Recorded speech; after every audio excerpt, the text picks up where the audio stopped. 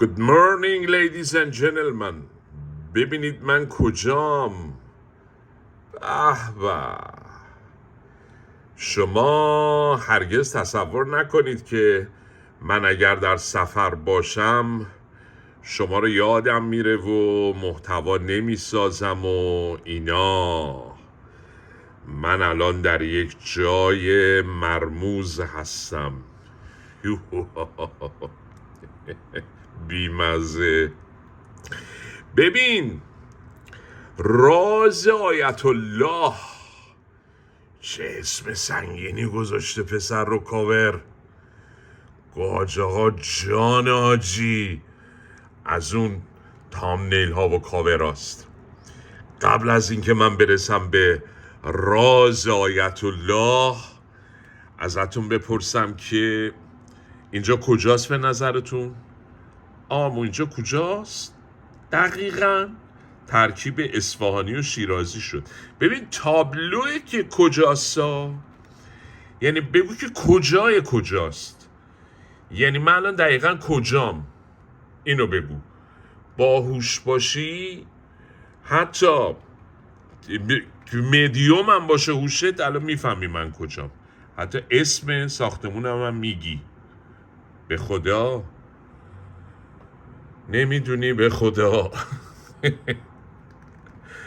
خب میخوام راجع به راز آیت الله صحبت بکنم. به شما محتمله که فکر کردید من الان میخوام سیاسی حرف بزنم و از یک راز بزرگی پرده برداری کنم. چرا اینجا شد شمالی؟ اما اینطوری نیست، اصلا بحث سیاسی نیست. من میخوام یه نفر الان به شما معرفی بکنم که شما عمرن میدونستید که ایشون آیت الله، حالا حجت الاسلام و المسلمین، حجت الاسلام، جای نمیدونی درجه بندی دارن، همینجوری نیست.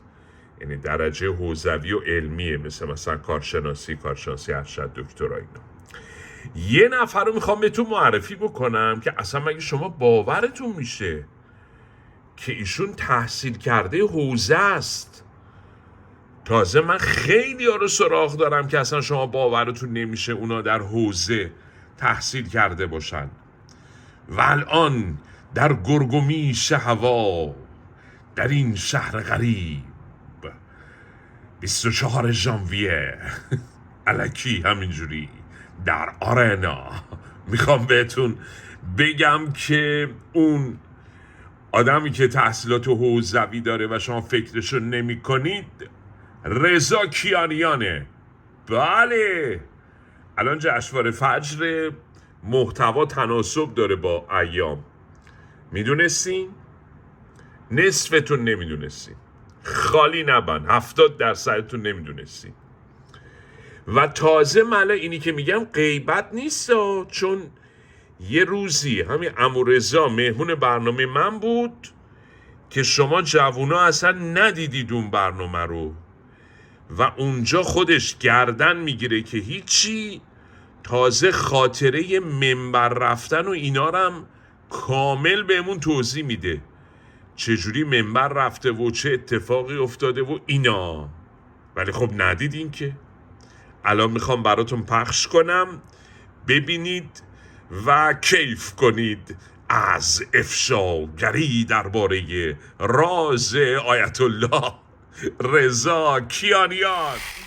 وارد حوزه میشن و استادهایی که داشتن در حوزه علمیه مثل حضرت الله ابطحی، حضرت الله خامنه ای، کمکم بکنید، بله حضرت الله هاشمی نژاد، یعنی مقام معظم رهبری جزو استادان ایشون در حوزه علمیه بودن. من دیگه اون درس رو ادامه ندادم تا جامع مقدمات آره بودیم. دیگه. خیلی اهل خطابه بودیم، بالای منبر میرفتیم موعظه میکردیم. نه نمیرفتم. شب 23 ماه رمضان ایشونو دعوت میکنم بیا سخنرانی کن برای ما. گفتم باشه من سخنرانی نمیکنم، ولی اون شب 23 میام هیئت شما.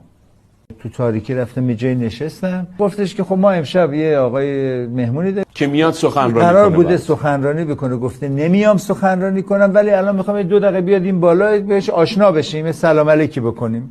گفتم تا 70-80 سال پیش توی ایران به شغل من میگفتن مطرب. جواب سلام ما رو نمیدادن چون اینا مطربن گناهکارن. و گناهکارن.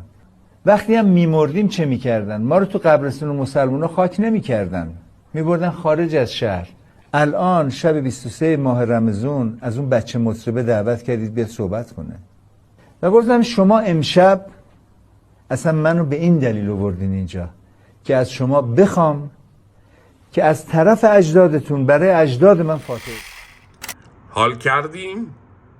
خب پس سابسکرایب کنین، کامنت بذارین، لایک کنین، اصول یوتیوب رو به جا بیارین که من خوشحال بشم از دیدن کامنت ها و لایک ها و سابسکرایبتون.